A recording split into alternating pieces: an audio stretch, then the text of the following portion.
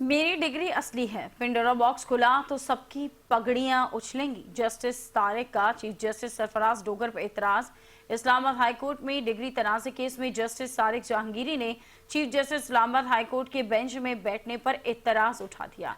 Justice Tariq Jahangiri degree तनाज़े case की समाअत के दौरान चीफ जस्टिस ने रिमार्क्स दिए कि मोअज़्ज़ज़ जज साहब आए हुए हैं, मुझे सिर्फ जहांगीरी साहब को सुनना है। चीफ जस्टिस ने कहा कि आप भी जज हैं, मैं भी जज हूं, मैंने आपके खिलाफ पटिशन फाइल की। जस्टिस जहांगीरी ने अदालत में कहा कि ये मफादात का टकराव है, आप इस केस में मेरे खिलाफ नहीं बैठ सकते। चीफ जस्टिस ने रिमार्क्स दिए कि वकला बैठ जाएं। जहांगीरी साहब अब वकला के नहीं, मेरे कोलीग हैं, जिस पर जस्टिस जहांगीरी ने कहा कि इस तरह तो किसी चपड़ासी को भी काम से नहीं रोका जाता, आपने सिर्फ 3 दिन का नोटिस दे दिया।